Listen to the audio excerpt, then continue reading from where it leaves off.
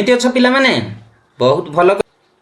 वर्तमान आज आम आलोचना करबा त्रिभुज विषय रे, जहा कि अष्टम श्रेणी द्वितीय अध्याय एवं द्वितीय भाग रूपे आलोचना करबा।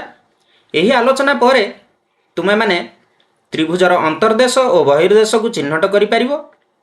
त्रिभुजर अंतर्देश और बहिर्देश विषय रे वर्णना करि परिबो।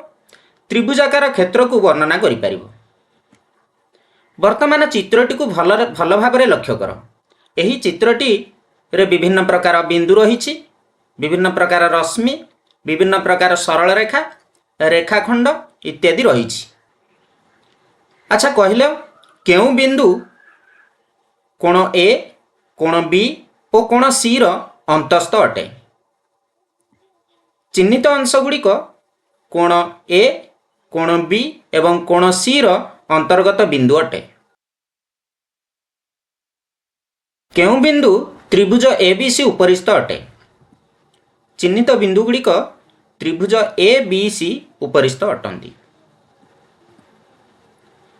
केउ बिंदु कोण ए, कोण बी और कोण सी कौनसी कोणर अंतस्थ नुहे। चित्र चिन्हित अंश गुड़िक है कोण ए, कोण बी और कोण सी रो अंतस्थ बिंदु नुहंती। तेबे एठु कौन आमे जानी परिले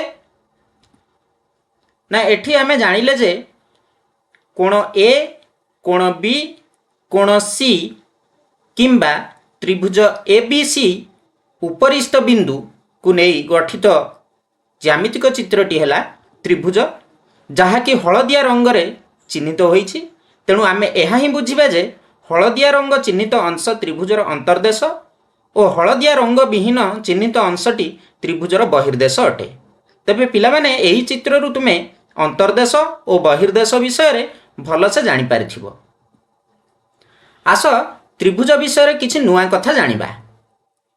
त्रिभुज विषय रे किछि नुआ कथा जानिबा पूर्वरु आमे किछि नुआ नुआ जिनिस विषय रे आलोचना करिबा। एही आलोचना रे आमे किछि समय भाग मध्य नेबा। तेबे आस त्रिभुज विषय रे किछि नुआ कथा जानिबा। त्रिभुजर अंतस्थ बिंदु मानक सेट को अंतर्देश कहा जाए, जहाँ कि आमे पूर्वरु आलोचना करिथिले। त्रिभुजर बहिस्थ बिंदु मानक सेट को बहिर्देश कहा जाए, जहाँ कि पूर्वरु एहा मध्य आलोचना करिथिले। त्रिभुजर अंतर्देश एक उत्तल सेट। तुमे माने पिला माने उत्तल सेट विषय रे पूर्वरु जानिथिलो जे कौनसी एक ज्यामितिक चित्रर अंतर्देश रे दुईटी जेकोसी बिंदु निया जाऊ एवं ताहा द्वारा एक रेखाखंड अंकन करा जाऊ।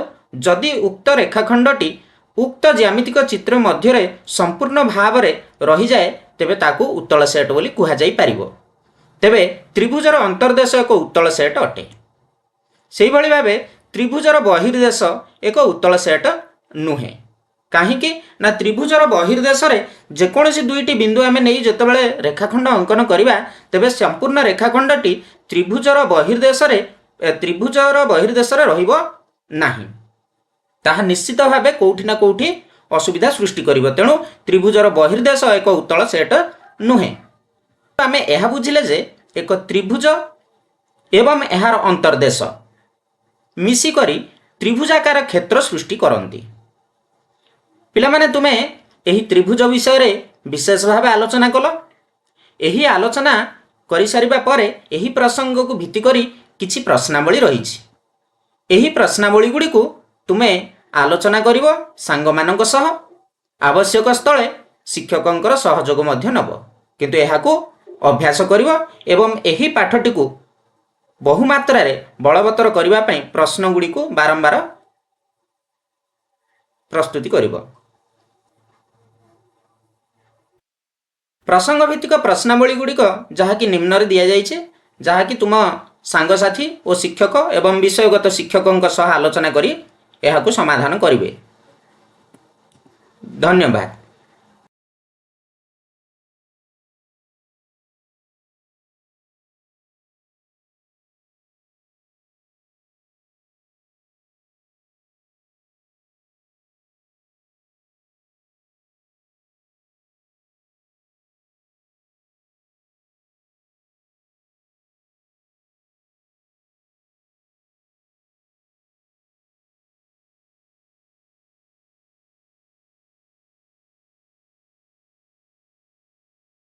वर्तमान आज आम आलोचना करवा त्रिभुज विषय जहाँकि अष्टम श्रेणी द्वितीय अध्याय एवं द्वितीय भाग रूपे आलोचना करवा।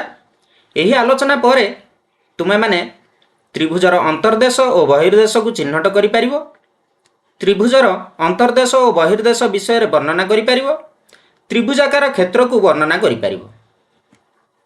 वर्तमान चित्रटी को भल भाव लक्ष्य कर। यही चित्रटी रे विभिन्न प्रकार बिंदु रही, विभिन्न प्रकार रश्मि, विभिन्न प्रकार सरल रेखा, रेखाखंड इत्यादि रही। अच्छा कहले केउं बिंदु कोण ए, कोण बी और कोण सी रो अंतस्थ अटे।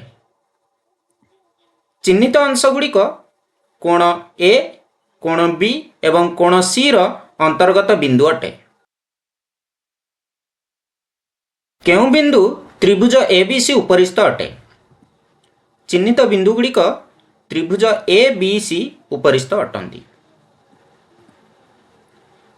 केउं बिंदु कोण ए, कोण बी और कोण सी कौनसी कोणर अंतस्थ नुहे। चित्र चिन्हित अंश गुड़िक है कोण ए, कोण बी और कोण सी रो अंतस्थ बिंदु नुहंती। तेबे एठु कौन आम जानीपारे ना एठी आम जानिले जे कोण ए, कोण बी, कोण सी किंबा त्रिभुज एबीसी उपरिस्थ बिंदु को नहीं गठित ज्यामितिक चित्रटी है त्रिभुज जहाँकि हलदिया रंग रे चिन्हित होईछि। तेणु आम यह ही बुझा जे हलदिया रंग चिन्हित अंश त्रिभुजर अंतर्देश और हलदिया रंग विहीन चिन्हित अंशटी त्रिभुजर बहिर्देश अटे। तेबे पिलामाने एही चित्ररु तुमे अंतर्देश और बहिर्देश विषय भल से जानी पारिथिबो। आस त्रिभुज विषय किछि नुआ कथा जानिबा। त्रिभुज विषय किछि नुआ कथा जानिबा पूर्वरु आमे किछि नुआ नुआ जिनिस विषय आलोचना करिबा। एही आलोचना रे आमे किछि समय भाग मध्य नेबा।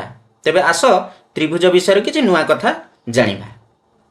त्रिभुजर अंतस्थ बिंदु मानक सेट को अंतर्देश कहा जाए जहाँकि आम पूर्व आलोचना करथिले। त्रिभुजर बहिस्थ बिंदु मानक सेट को बहिर्देश कहा जाए जहाँकि पूर्व यह मध्य आलोचना करथिले। त्रिभुजर अंतर्देश एक उत्तल सेट। तुमे माने पिला माने उत्तल सेट विषय पूर्व जानिथिलो जे कौनसी एक ज्यामितिक चित्रर अंतर्देश रे दुईटी जेकोसी बिंदु निया जाऊ एवं ताहा द्वारा एक रेखाखंड अंकन करा जाऊ। जदि उक्त रेखाखंडटी उक्त ज्यामितिक चित्र मध्य संपूर्ण भाव रही जाए तेबे ताकू उत्तल सेट बोली कुहा जाई पारिबो। तेबे त्रिभुजर अंतर्देश एक उत्तल सेट अटे। सेही भली भाबे त्रिभुजर बहिर्देश एक उत्तल सेट नुहे। काहीकि ना त्रिभुजर बहिर्देश रे जेकोसी दुईटी बिंदु आमे नै जतबेले रेखाखंड अंकन करिबा तेबे संपूर्ण रेखाखंडटी त्रिभुजर बहिर्देश रे रहिबो नाही। ताहा निश्चित भावे कोउठी ना कोउठी असुविधा सृष्टि करिबो। तेणु त्रिभुजर बहिर्देश एक उत्तल सेट नुहे।